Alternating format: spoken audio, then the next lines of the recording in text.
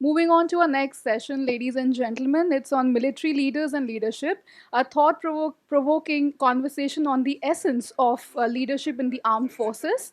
Discover the stories, insights, and lessons from these accomplished authors and military minds. Quickly calling up upon on stage Miss Rachna Bisht. Can I please have you on stage, ma'am? Colonel TK Tikoo, retired.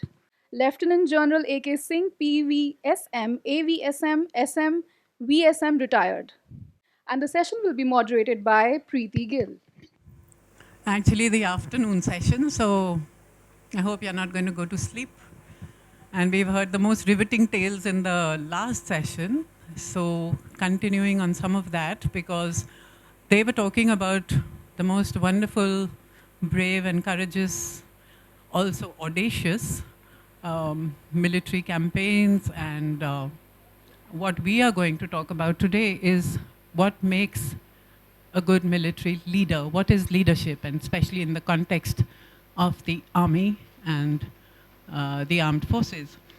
When we were driving here this morning, I saw this huge hoarding which said, for a life less ordinary, join the Indian Army, which is wonderful, of course, but they did not specify what is the Indian Army looking for in its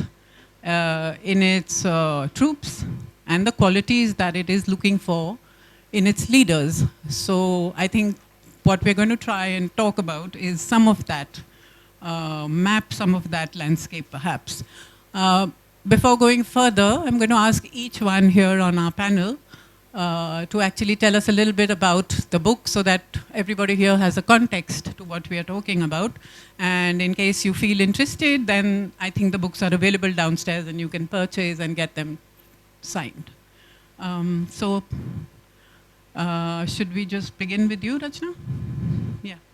There was also a video that we'd like to show, but perhaps you'll talk first and then they can show us. Could do that.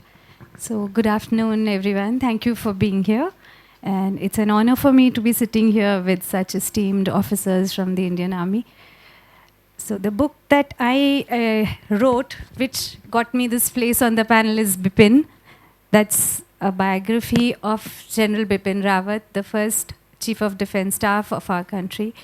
And as the book says, it's a look at the man behind the uniform.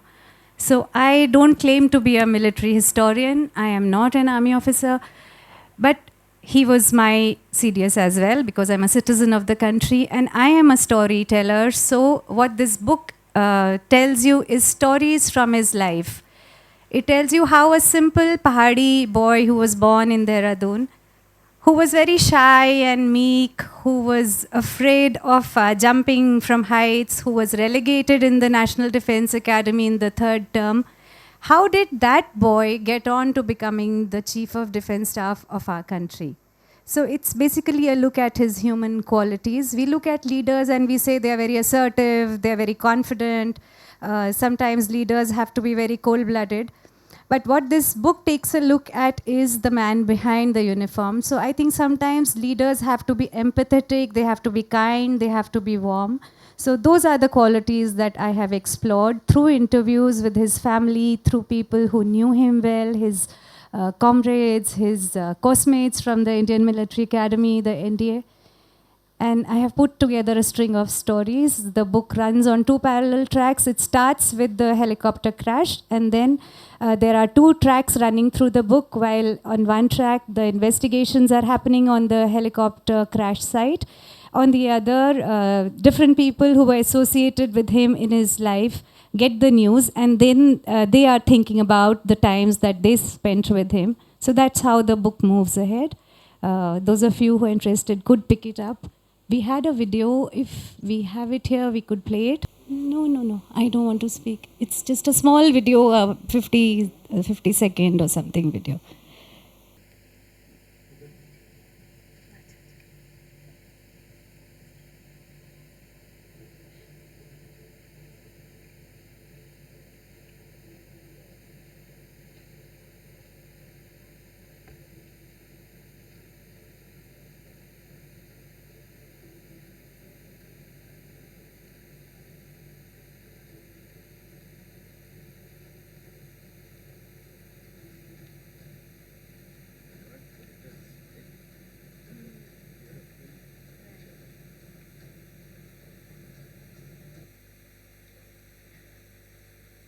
Yeah, so it's a pleasure and privilege to be here at the USI leadership session and in the company of such distinguished co-panelists and our moderator.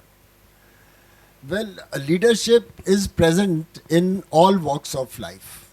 So the first question to be asked is, what's so special about military leadership? For those who have served in the three services, they automatically realize that leading an army, leading in the Air Force or the Navy, may be about competence in your job, commitment to your profession, but finally it boils down to motivating men to follow you. And that's a tall order. Why am I here? One has been fortunate to have served this great Indian Army for over 40 years, from a young second lieutenant rising to an army commander, and then saw leadership at close quarters, how it works in the civil street, in the bureaucracy, in the government, and later in the corporate.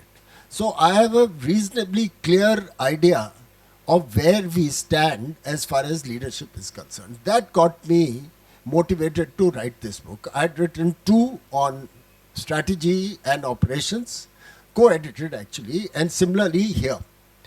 So this book is composed of 15 chapters, starting from imperatives for strategic military leaders and coming down to the basic qualities that of trust and ownership. Those are crucial in the army. We have also dwelt, different authors, on the connect between the uniform, the government and the corporate world. How each of us can optimize and benefit from exchanging ideas, which is not happening in our country. So I think this book should appeal, and that's the book, Men of Steel, Military Leadership for India. And the publisher and few others said, please make it Men and Women of Steel. So I said, no, this is not about gender. This is about leading. Whether it's a man, today you call an actor and actress as an actor. So similarly here, when you talk Men of Steel, it's about leadership. If there's a woman there, so be it. That's equally good. So I think that's just my opening remark, and we'll wait for Preeti to ask questions. Colonel Tikoo, please. At the outset, I would like to thank USI for giving me an opportunity to be present here and to speak to all of you. And I am really privileged to be sitting with such distinguished panel on the stage. My topic is basically revolving around the life of a gentleman, an army officer, who I don't know how many of you have heard about him. Let me ask you a question. Have you heard of Bob Khathing? Anybody? Has any one of you heard of Bob Khathing? Okay, there are one or two people. But Bob Khathing's legacy is such that if ever two huge countries of Asia ever come to war with each other, to come to fight each other, it will be because of the legacy he has left behind. That is the kind of impact that he has left on the country's territorial integrity. It's a wonder that a man from a place called Ukhrul, which even today, 75 years after independence, is so underdeveloped. Ukhrul is a district in Manipur bordering Myanmar. Even today it is so underdeveloped, and there is a boy who takes birth there, becomes the first matriculate, becomes the first graduate, becomes the first captain of British Indian Army, becomes the first major of British Indian Army, is honored with Padma Shri, Order of the British Empire, Military Cross, is the first tribal, I don't think there has been any other tribal since, who was nominated to National Defence College. He is an army officer. He becomes a deputy commissioner, rises in bureaucracy to the level of chief secretary, fights election, becomes a minister, and retires after an enormously challenging career, and then becomes a diplomat, becoming India's ambassador to Burma. Now, when you read his story, how can a man from such remote area and at that time rise to such levels at the national level? Because here was a man who not only accepted challenges, he sought challenges. And every action of his was dedicated to the nation. If you go through his life story, you will find how can a man accept so much hardship. For example, the Britishers thought it fit to turn him into kind of a Indian Chindis. You know, Chindis are the ones who operated behind the Japanese lines as part of Bill Slim's 14th Army. They did the same thing. And everywhere he distinguished himself. In every role that was assigned to him, he distinguished. But the most important feature of his life was when he prevented China from grabbing that time called Nepal, now called Arunachal Pradesh. And since we don't have that much time, it is better if you read that story. Today, if we hold Arunachal Pradesh with us, the entire credit goes to Bob Khathing. He is a man who is not well known, but I think he is a person who needs to be studied. And you'll be amazed to know, I don't know whether I should make this statement here or not. Many years back, I wrote an article on him, but the USI found it difficult to publish. They said, we will not publish it. And today, I am happy that I am speaking about Bob Khathing in a function organized by the USI. So you can imagine the kind of impact this man has had, that someone at an institution like USI has to think whether we should carry an article on him or not. So I'll stop here, and needless to say, Bob Khathing's, he deserves much more credit than he has got till now. But as we move along, I'm sure his work will be more exposed to the rest of the nation and he gets his due. Thank you. So if we can go back to asking a few questions about the books that we are talking about and that you've talked about already a little bit. Let me begin with you, General Eke, because I think that's like a sort of a charter of leadership where you have a compilation of various essays which are talking about different qualities and different aspects that the armed forces are looking for in leadership. So I agree that this is also in a way building military history. It's also building the narratives around valor, inspirational stories, things like that. But why did you think that there was the need for such a book to come out? Why did you put it together? It was, I go back to when I retired, hung my spurs as Army Commander in Pune. I had no idea what I will do, but what I did was I applied for a PhD at Pune University on leadership. And while defending my subject before they granted it to me, I was quite clear that I had to share my experience and highlight the critical issues on leadership, which are spoken by word of mouth within these services, but have not been pinned down in writing. And most of us have grown in these services looking at books from foreign narratives, foreign authors, foreign wars, and very few in the Indian context. So it was always at the back of my mind. So that's how the idea of this book germinated. And then the dilemma was, what should be the focus? Who should be the audience? Should it be confined only to the service people? Or should we look at a wider audience? And leadership has so much of commonality with the services actually at the forefront of leadership. Unfortunately, in our country, this is not so well recognized. Abroad, the private sector borrows bulk of the narratives on leadership from the services.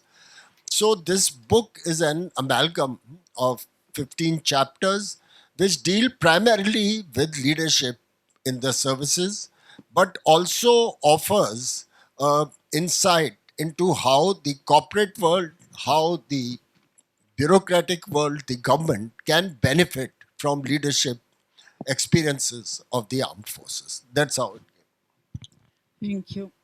I mean, also because right at this point, we are looking at least at two wars going on, Ukraine as well as the recent happenings in Gaza and Israel. How will warfare be different in the times to come, and how does leadership shape up, or how do the newer leaders who come up, how do they acclimatize, or do they have different characteristics which are necessary? We had a seminar in Northern Command about a year back, and the topic was how to prepare techno commanders for the future of the Indian Army. Technologically empowered and aware commanders and leaders.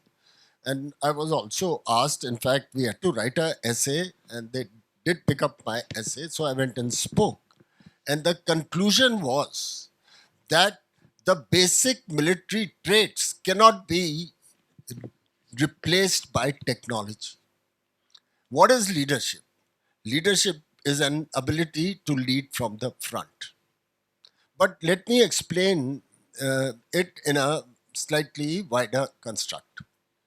Why is military leadership in the armed forces so special as compared to the others? I think three things distinguish military leadership.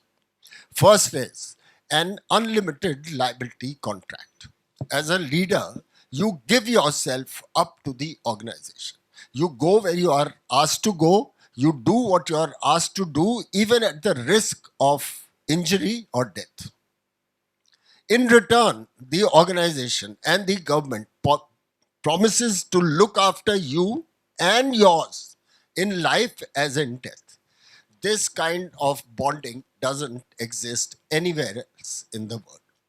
Second is that military leadership is not about profit and loss.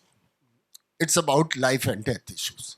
So how do you motivate a soldier to give up his life following you? That's the challenge. And that challenge doesn't change today. The military leader must empower himself with newer nuances, technology, and others. But that challenge is his basic challenge. In the corporate world, you don't do well in a year. You make a new strategy, motivate your team by sending them on a holiday to Goa, and they perform better next year. Can you motivate a person to go to his death by asking him to take a holiday in Goa? Military leadership is therefore about leading from the front. It is about standing up for what is right. It is standing up for your subordinates, about putting yourself in harm's way before you put them. It's about trust. It's about camaraderie. It's about ownership. And finally, it's about that unlimited liability contract. And the third thing which distinguishes military leadership, and Preeti, that doesn't change either, is that we are conscious that we are the last resort of this nation. There is nobody behind us.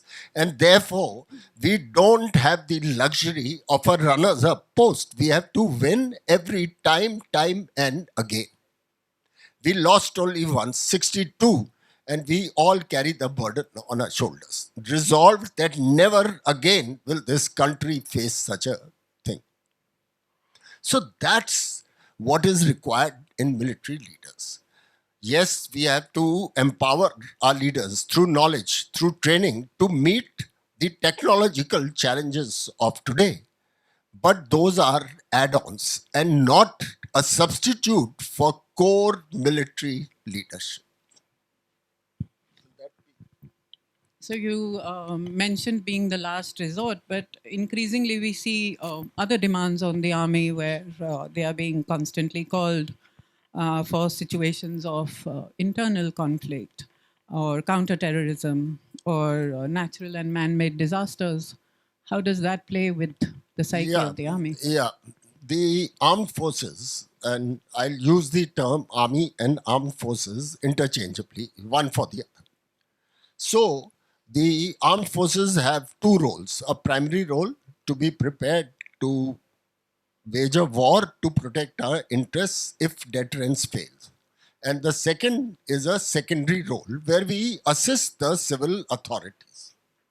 Of late, it has been seen that, as she mentioned, the army is being called out for mundane tasks where there are other organizations in the country who must carry out that task. We should be the last responders, not the first responders. So a child falls into a well and you call the army.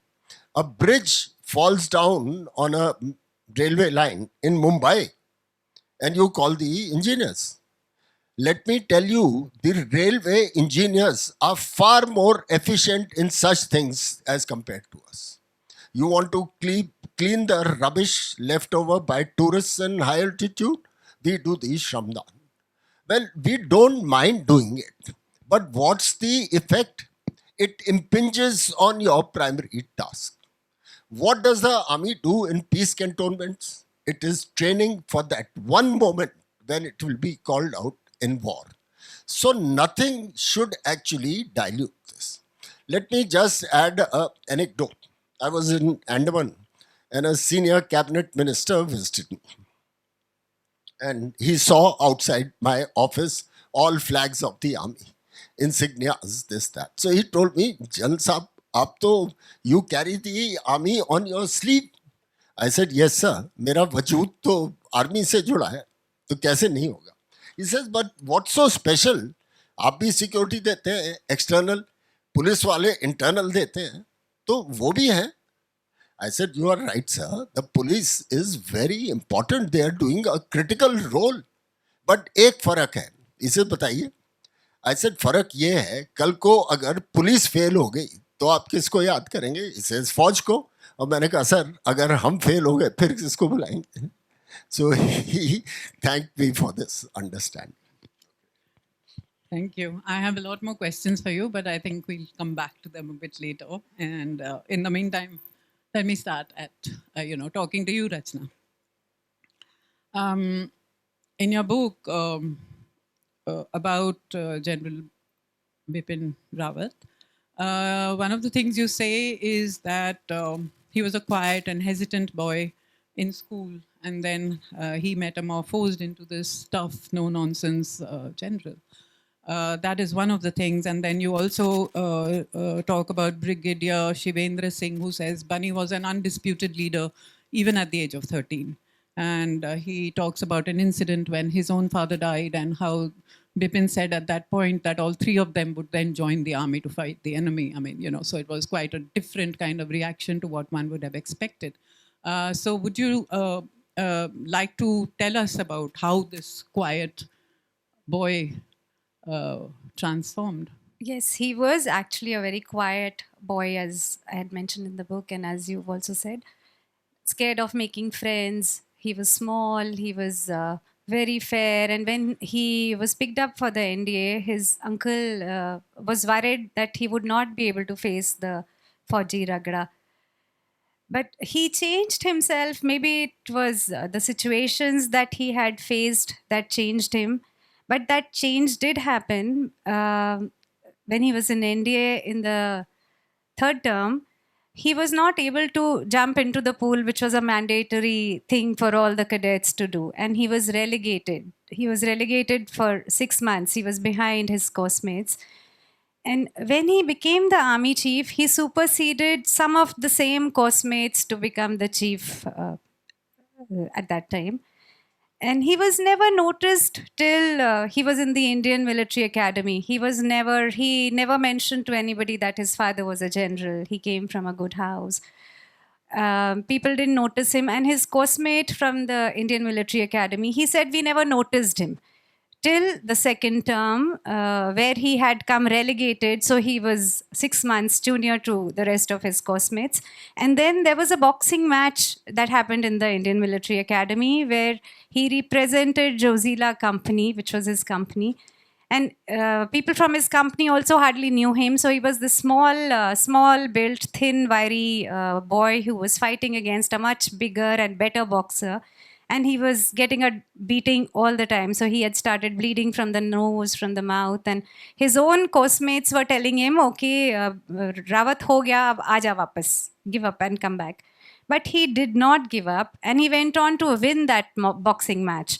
So that was the first time that he was recognized by his peers, by his the DS, the staff there at the Indian Military Academy. And everybody wanted to know who this boy was, who nobody had seen. So it was the years that changed him. And eventually he became this general that all of us saw on television screens.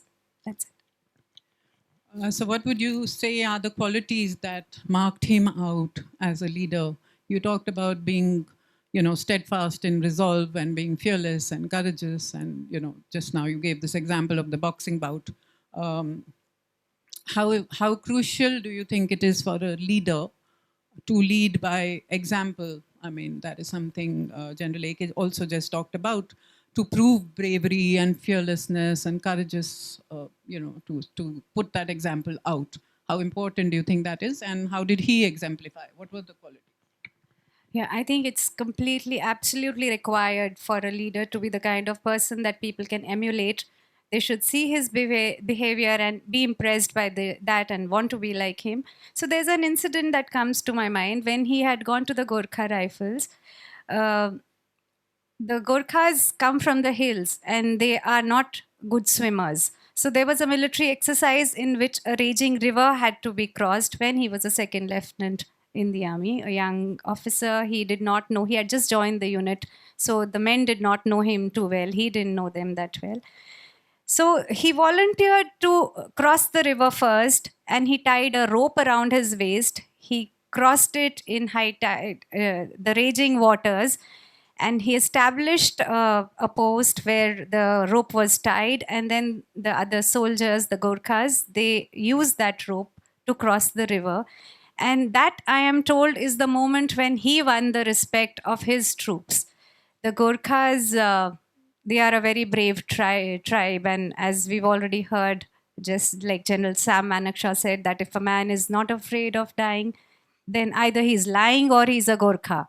So he managed to impress those Gorkha troops by leading with example. And he also had very humane qualities.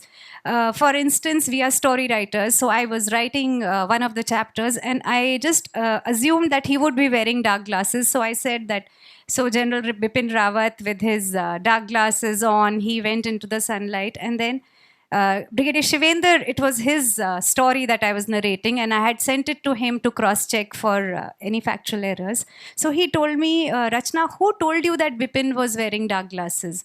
So I told him, writers take creative license. I just assumed he was, because everybody in the army does. They wear those aviator shades. So he said Bipin did not wear dark glasses most of the time. It might be very seldom that he'd be wearing dark glasses, because he wanted to look into people's eyes. When he shook hands with his men, he wanted to look into their eyes. So wo chashme nahi lagata tha. So I had to remove that line, and that taught me a little about him as well. So then if you can actually go back and ask you about what interested you in his life. Why did you decide to do this book? Oh, that came from Penguin. Penguin, in fact, there were other publishing houses as well who wanted a biography done on him.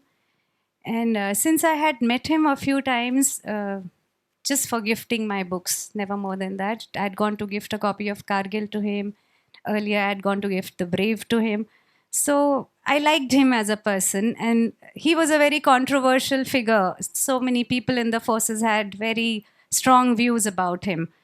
So I just wanted to know him a little better, and I thought the best people to tell me about him would be people who had lived with him, who grew up with him. So that's how the book happened. And so continuing from here, when you said also that once he had decided to do something, again, even in the boxing match that comes out, you could not really get him to give up, and he would not pull back. So once he'd taken decisions, he would stand by those decisions. Often, not often, but sometimes there would be controversy. about some of those decisions. Very often. Would you like to talk about that a bit? Actually, I could talk about it, but I think there would be people in the audience and also on the panel who would have more informed views on the controversial statements or decisions taken by General Rawat. So I think mostly I would like to skip it. The only thing that came to my mind while I was researching the book was the Major Gogoi incident, which I'm sure most people in the audience would be familiar with, which happened in Kashmir, where an army officer, Major Gogoi, who had received an SOS call from a polling booth where the locals had surrounded a polling booth and they were threatening to throw petrol bombs and set it on fire. So Major Gogoi went to rescue those people, and he was trying to do it peacefully. He was making announcements, but the locals were not listening. There was stone throwing, there were petrol bombs were being hurled. So while bringing those people out of the polling booth, Major Gogoi tied one of the persons who appeared to be leading the mob. Yeah, so he tied him in front of the jeep, and then a safe passage, nobody was injured or hurt, and a safe passage was given to those people. He managed to rescue the polling booth staff, but it created a lot of controversy because people saw pictures, human rights associations got up in arms, and they said the army should not be using civilians in its conflict. He was the chief at that time, and he could have just kept quiet and let it just blow over, which things do in our country. But he did not do that. He gave an interview to the PTI and to the UNI, and he said that if my men are dying anywhere, I am their chief. I cannot be there with them to take decisions. They are the best informed people who can take decisions on what needs to be done in a particular circumstance. So he said, I can't tell them to not do anything, and I'll come with the national flag and I'll wrap your body in it and bring it back to your families. That's not my job as a chief. I will support my men. And he said the rules of warfare apply when you're fighting a conventional war and the enemy is also following rules. He said in this case, sometimes innovative measures need to be taken. So that personally, I was very impressed that he had stuck his head out and said those things when he did not really need to do it. And now I'd like to ask you, General AK, because this was something, again, you say the most relevant core values are being apolitical, secular, and highly professional. I'd like both of you to actually answer this because you write of it as sterling qualities, and if Rachna would talk about it through the life story that she has actually, the biography that you've done. So if both of you could address that, and then I will come to you and Bob Khathing. If you look at the services literature, official and informal, you won't find these three core values listed the way I have listed them.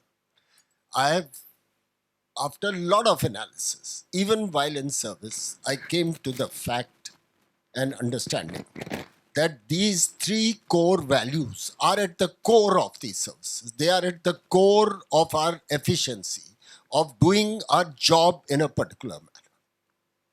What is a core value? It is what you stand for, where your complete team understands this is what you stand for, and any shake-up in that core value would destabilize you. So these three core values, in my opinion, are first, the Indian armed forces are apolitical. Second is, we are secular. And the third is, we are professional. And I'll just take a minute on each. What do you mean by apolitical? Anybody in uniform has a right to vote in his constituency for a candidate of his choice, for a party of his choice. But as an institution, we have no preference who forms the government or not. We serve the constitution of this country and we take legitimate orders from the government of the day. That's apolitical. And see the contrast, see the Pakistan army. They are totally politicized, and see what have they done. They've lost half their country. And India is far more diverse to withstand a politicized army.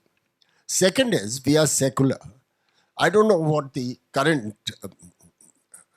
understanding of secular is, but in the army, secular means you live together, you train together, you fight together, die together, irrespective of any bias based on caste, creed, region, or religion. And we have a wonderful notion of regimental spirit. A lot of people outside don't understand it. And it will be greatly detrimental the day we actually dilute this spirit. When Kargil finished, an officer and with his team came to Jhansi, where I was posted as a Colonel GS. So I invited them for tea. And I asked them, Yaar, how did you bloody scale those heights? It looks impossible. What was it, the national spirit that drove you? He said, sir, what drove us was the regimental spirit. How would we go back to our village and meet the ex-servicemen who would say, Upar bhi bhag ke aa gaye? So that's about secularism. And the third is, we are professional. If we lose our professionalism, then I think the country will pay a severe price. I was once asked a question, do you think the army is professional in an optimized manner?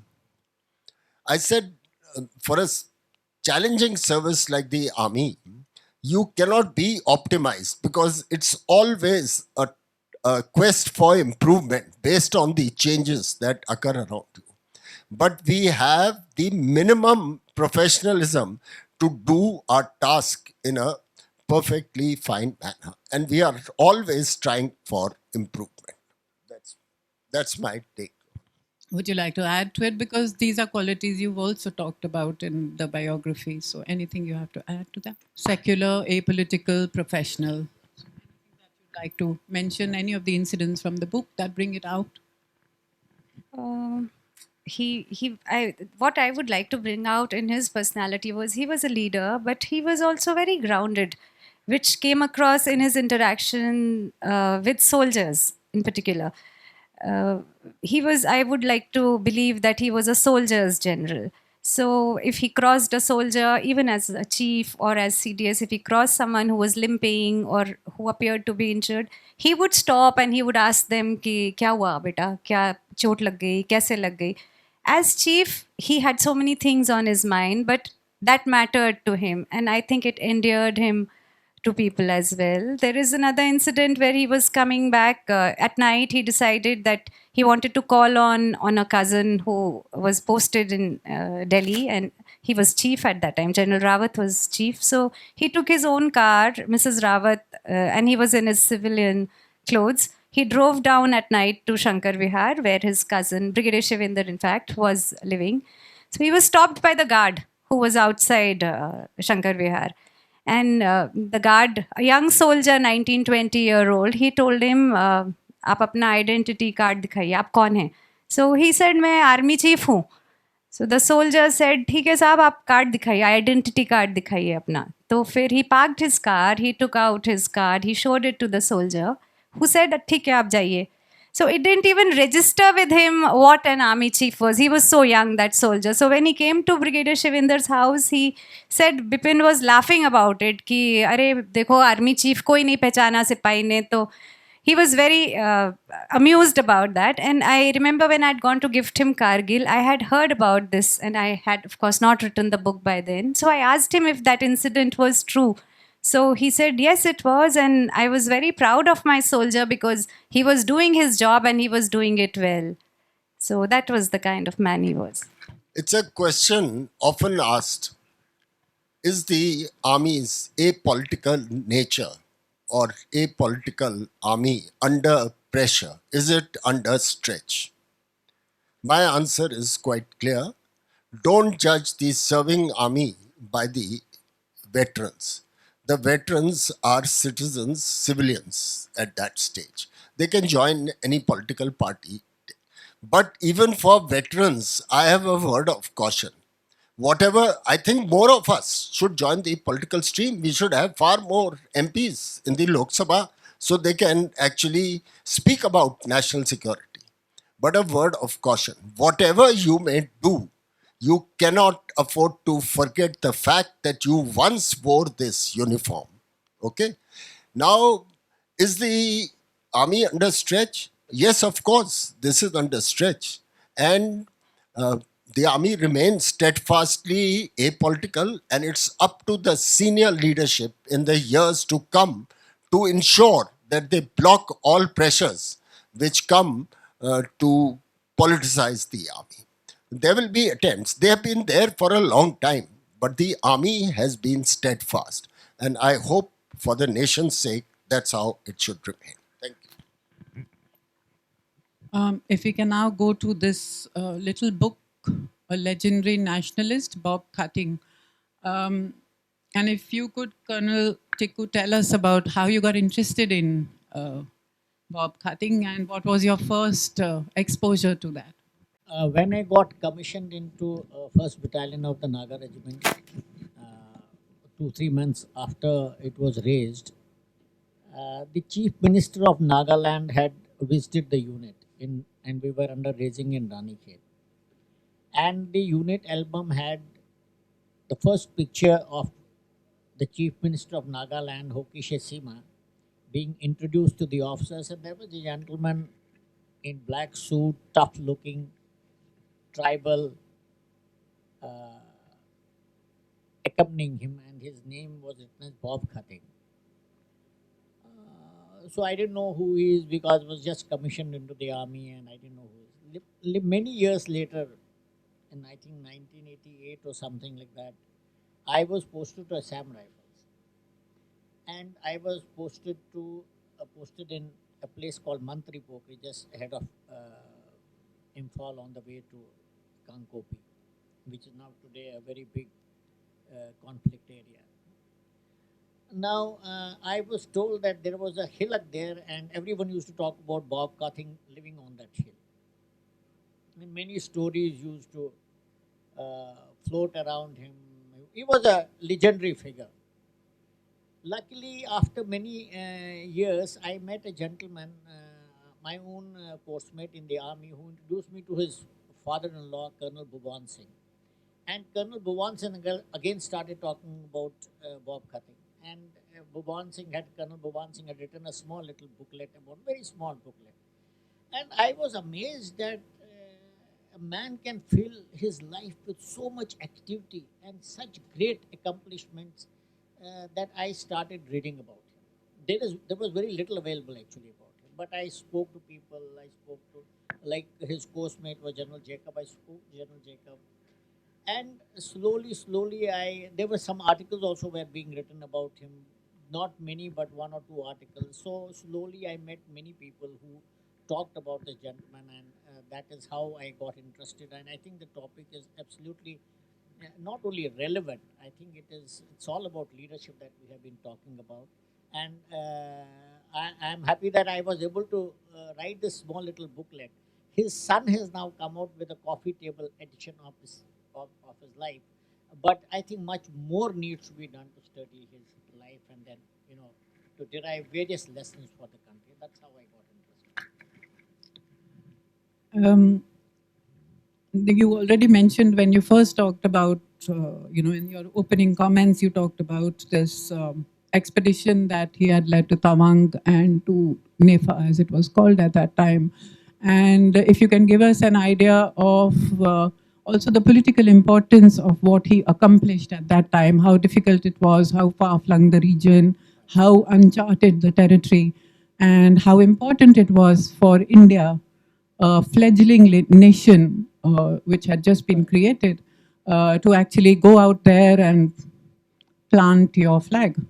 Well, first, before I come to this very crucial question, which is going to have implications which has had implications for India, which is going to have implications for India for many more years to come.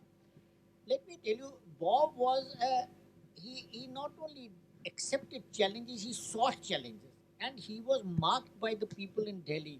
If you have a difficult task in Northeast, call Bob.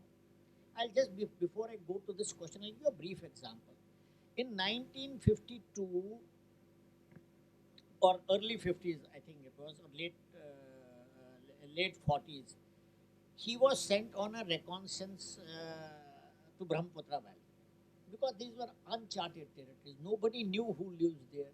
Today's Arunachal Pradesh, I was serving there maybe 20 years back, and it was so backward, and you have to go all the way on foot, hundreds of kilometers you walk because there was no road communication. So you can imagine what must have been the state that time. So he was sent on a reconnaissance mission with about 12, 13 people. And he was told that you will be back in 1 month. Now look at the man. He took this mission and he was going up the Brahmaputra Valley and all desolate area. And suddenly a huge earthquake struck that place. They were in Sadia. Everything was destroyed. It must be one of the highest Richter scale earthquakes to have hit. Everything was destroyed. They remained incommunicado with the rest of the country for almost a month. But after a month, they established communication. He was told to come back. They got hurt also, some of them. He said, no, I won't come back. These people here, local, need me. No, they said, but you have no supplies. He said, don't worry about my supplies. I'll manage. And for another 2 months, they kept on giving assistance and render succor to the needy people there.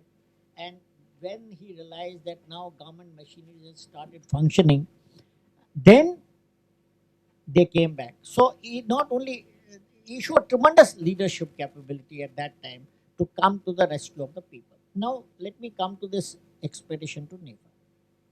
Nepal, it was called that time. You see, what had happened was that in early 1950, the Chinese had sent their forces into Tibet. And by the end of the year, almost the entire Tibet had come under their control, which finally led to lots of people running away from there, seeking shelter here, there. Of course, Dalai Lama, the holy Dalai Lama came much after. At that time, Kashmir had already taken place. Even at the time of independence itself, by 22nd October 1947, the Pakistanis had already come into Kashmir. So the political leadership in Delhi, particularly the redoubtable Sardar Patel, he felt that, and we are talking about 1950 now, so almost 2 years after the United Nations resolution had already been passed in Kashmir, and it had already become a mess. So they realized that if we do not take action now, if we deal with Tibet, if we deal with Arunachal Pradesh the same way that we have dealt with Kashmir, we will lose this territory. Therefore, and at that time, in Nefa, which was Arunachal Pradesh, today's Arunachal, there was a little presence of Indian political class, not a political class, I was administrative class. And administration was, they were staying either Bomdela or even south of that. And they would administer this area, but nobody knew because civilians would go deeper into the areas and they would be shot at with arrows.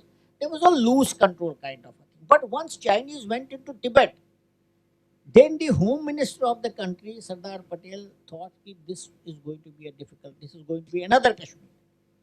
So he took the governor of Assam, Jairam Dolat Ram, into confidence.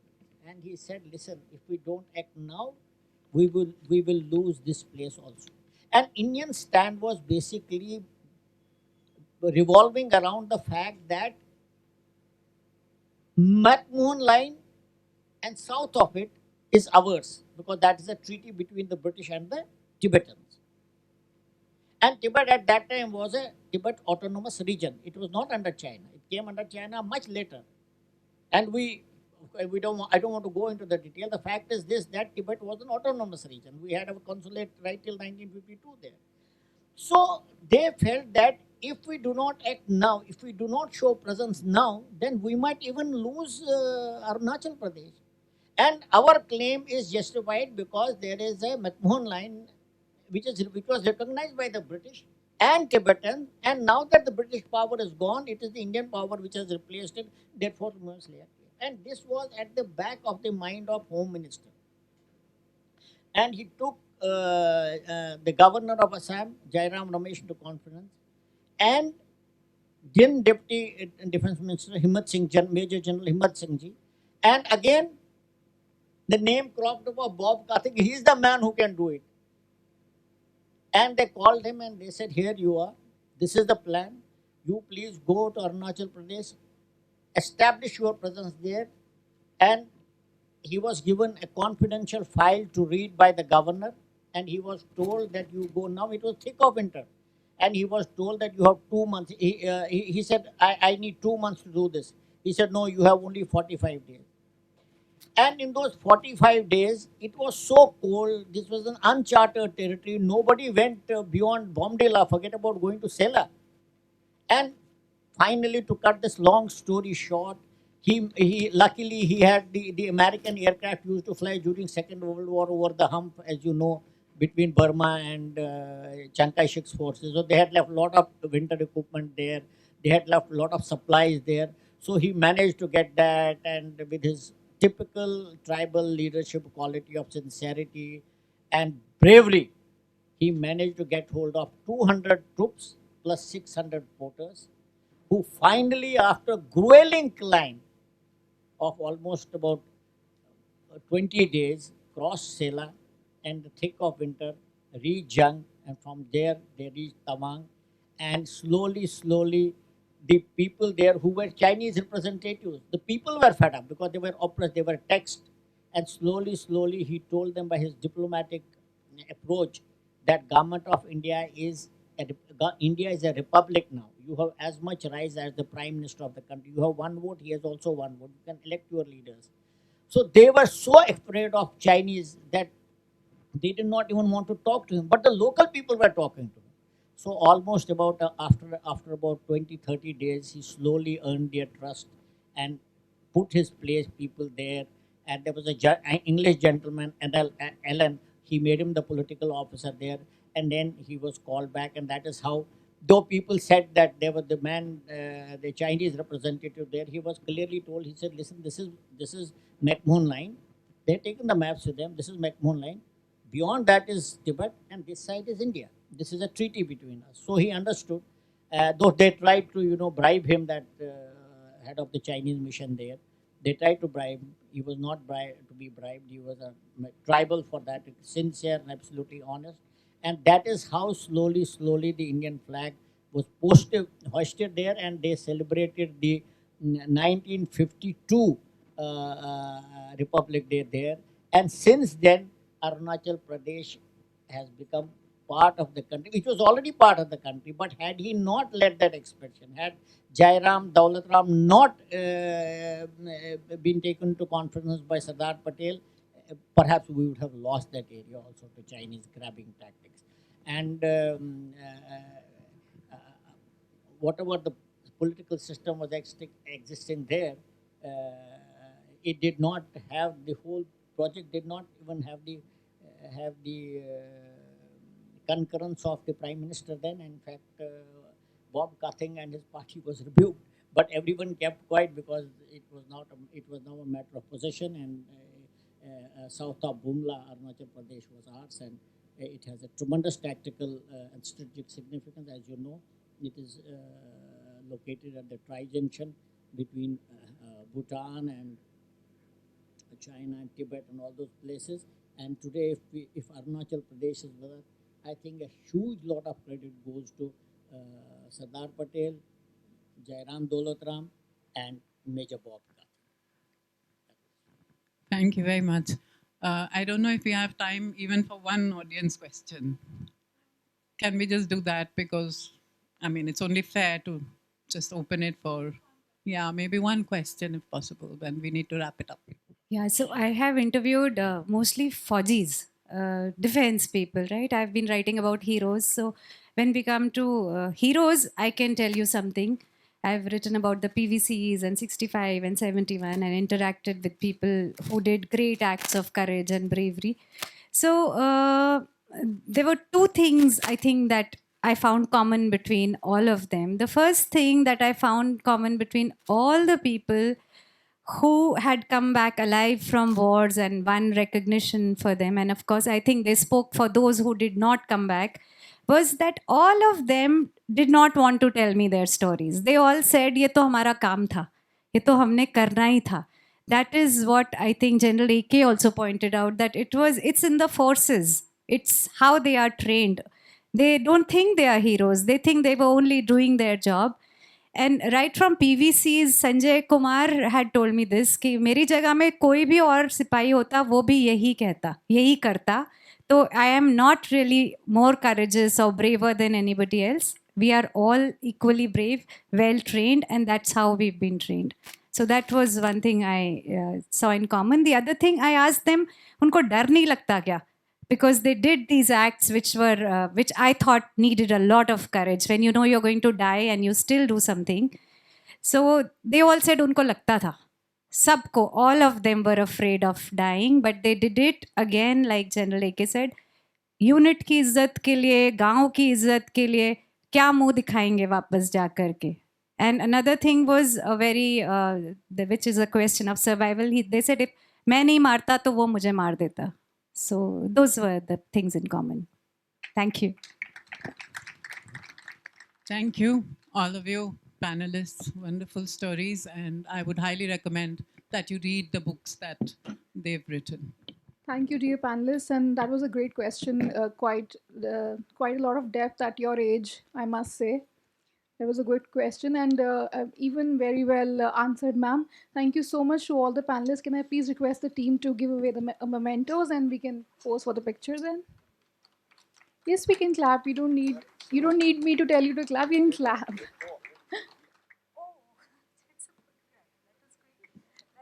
Thank you so much for joining us.